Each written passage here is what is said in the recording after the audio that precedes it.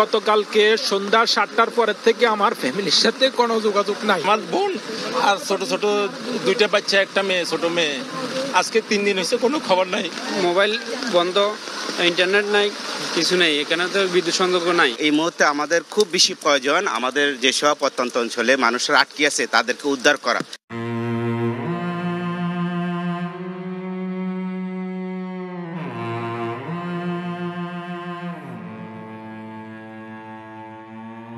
ভারতের টানা বৃষ্টি ও উজান থেকে নেমে আসা পাহাড়ি ঢলে বিপদ বাড়ছে। ভারী বৃষ্টিতে তলিয়ে গেছে কুমিল্লা, নোয়াখালী এবং ফেনী। 3 জেলার কয়েক লাখ বাসিন্দা পানিবন্দী হয়ে পড়েছেন।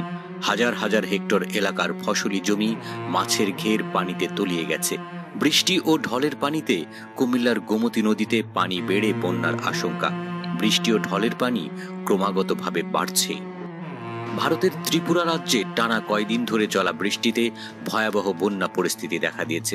ত্রিপুরায় হাওড়া, ধলাই, মুহুরী ও খোয়াই নদীর পানি বিপদসীমার উপর দিয়ে প্রবাহিত হচ্ছে। বন্যার কারণে ডুম্বুর জলবিদ্যুৎ প্রকল্পের বাঁধ খুলে দিয়েছে কর্তৃপক্ষ। এতে হু হু করে পানি ঢুকছে বাংলাদেশে। এদিকে ভারী বৃষ্টির জেরে সৃষ্ট বন্যা থেকে বিহারের রাজধানী পাটনা সহ আরো 12 জেলাকে রক্ষার জন্য ফারাক্কা বাঁধের 119টি গেটের সবগুলো খুলে দিয়েছে ভারত।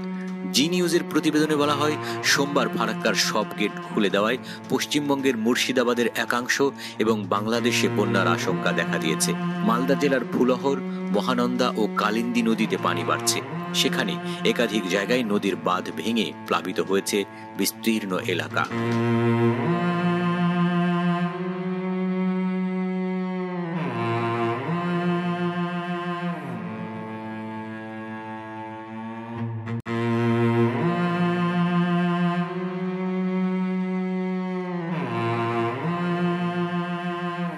গতকালকে সন্ধ্যা 7টার পরের থেকে আমার ফ্যামিলির সাথে কোনো যোগাযোগ নাই। আমার বোন আর ছোট ছোট দুইটা বাচ্চা, একটা মেয়ে, ছোট মেয়ে, আজকে 3 দিন হয়েছে, কোনো খবর নাই।